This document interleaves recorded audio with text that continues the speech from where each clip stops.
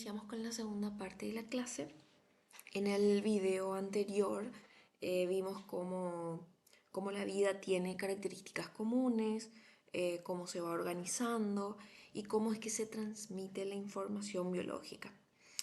Entonces ahora vamos a pasar a tres conceptos muy importantes en la biología. Primeramente hablamos de evolución. Cuando hablamos de evolución nos referimos a los cambios o al cambio en sí en las poblaciones a lo largo del tiempo. Es gracias a la evolución que hoy en día tenemos tanta diversidad de plantas, animales, hongos, microorganismos. Es como el motor que explica cómo cambian y se adaptan los seres vivos. Pero también tenemos otra pregunta que va surgiendo y es, si tenemos tanta diversidad, cómo podemos organizar toda esa diversidad de vida? Y ahí es donde entra la sistemática y la taxonomía, la sistemática que es la ciencia que estudia la diversidad de los organismos, que se enfoca en la clasificación y las relaciones evolutivas de estas, y la taxonomía, que es la rama de la sistemática que se encarga de identificar, nombrar y clasificar los organismos en grupos basados en características comunes, ¿no? Entonces, en esta parte, Carlos Linneo toma un protagonismo porque eh, implementó un sistema llamado nomenclatura binomial. ¿Y en qué consiste? Es muy sencillo.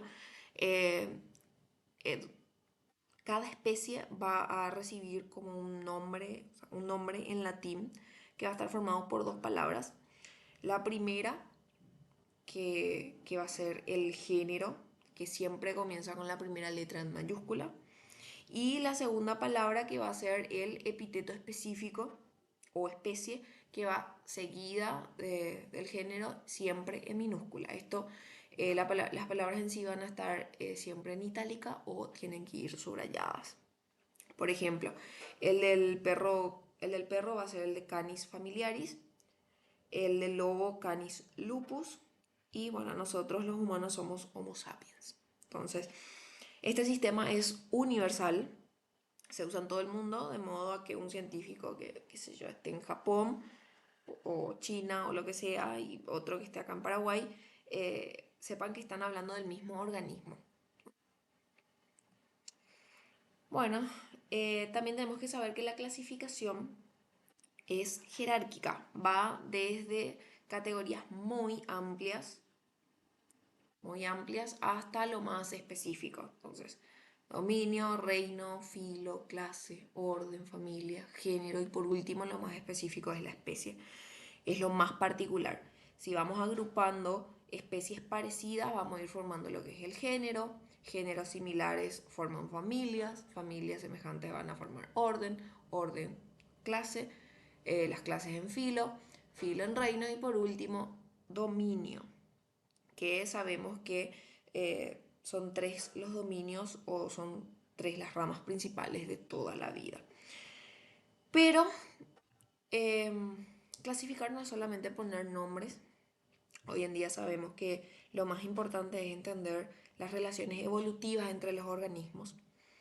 Y para representar esas relaciones evolutivas, los científicos usan diagramas o, sí, son diagramas llamados cladogramas o árboles filogenéticos o árbol de la vida.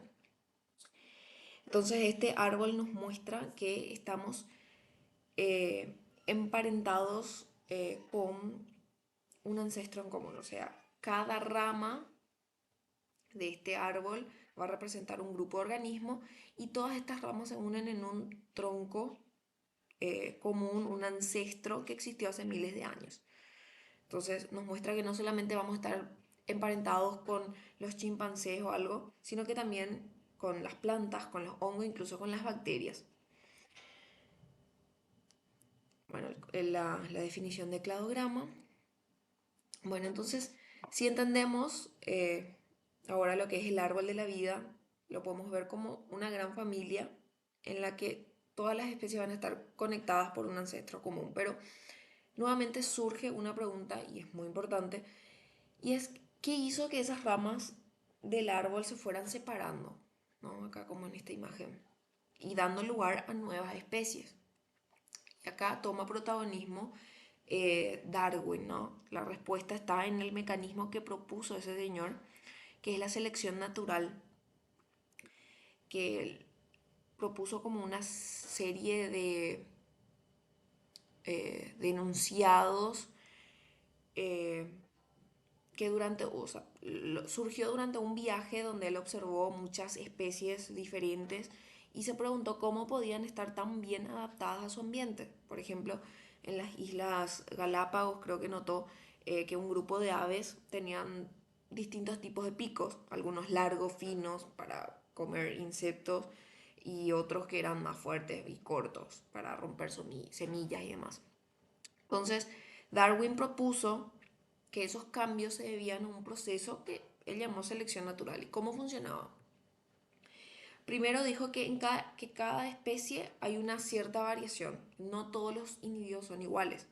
Segundo, que los organismos producen más descendientes de los que pueden sobrevivir, es decir, hay una sobreproducción.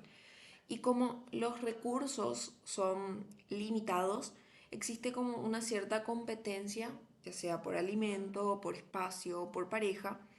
Y último, que algunos individuos tienen ciertas características que le dan ventaja en cierto ambiente, en cierto entorno. Por ejemplo, un pico más fuerte, un color de piel que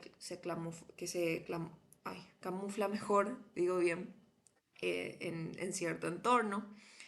Y esos individuos van a sobrevivir más fácilmente y van a dejar descendencia. Y con el tiempo esas características favorables se van a volver común en la población y la especie se va a adaptar. Entonces, un ejemplo bastante actual, digamos, de esto, creo que sería la resistencia a antibióticos. Cuando usamos un antibiótico, la mayoría de las bacterias, o por lo general, mueren, pero si algunas de estas bacterias tienen mutaciones o mutaciones que las hacen resistentes a esos antibióticos, esas van a sobrevivir y se van a multiplicar y con el tiempo la población entera se vuelve resistente. Entonces, para que tengan en cuenta, el árbol de la vida en sí ya muestra como el resultado final de toda la diversidad de organismos que existen hoy en día y la selección natural es la fuerza que empuja el crecimiento de esas ramas, ¿no? Favoreciendo a los individuos que tienen características útiles para sobrevivir y reproducirse en su ambiente, digamos.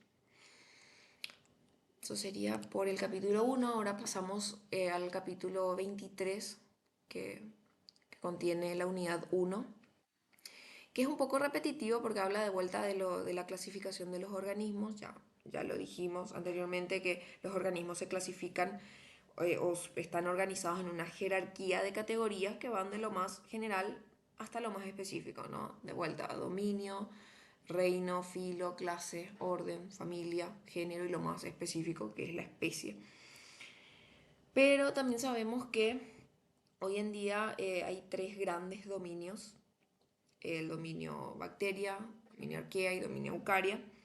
La bacteria, que están compuestos por organismos procariotas, unicelulares, con paredes, generalmente sus paredes están compuestas por peptidoglicano. Luego está el dominio arquea, que también son procariotas, pero que se distinguen son bioquímicamente distintos a las bacterias. Eh, Son capaces de vivir en ambientes extremos generalmente. Y luego está el dominio eucaria, ¿no? Donde estamos todos los organismos con célula y que tienen núcleo, animales, plantas, hongos, protistas.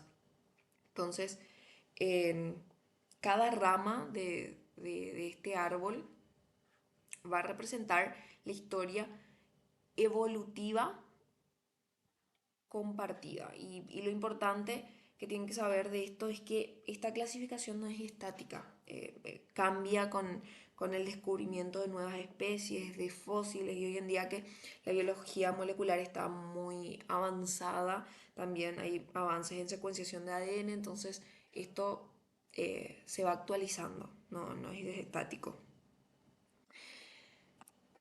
Y bueno, y por último, esto es tema de examen, tienen que saber bien esta tabla que resume bastante bien los temas que ya tocamos de los dominios y los reinos. De vuelta tenemos los tres grandes dominios: bacteria, arquea, eucaria, los reinos que incluye cada dominio, algunas características propias de cada dominio y algunos comentarios.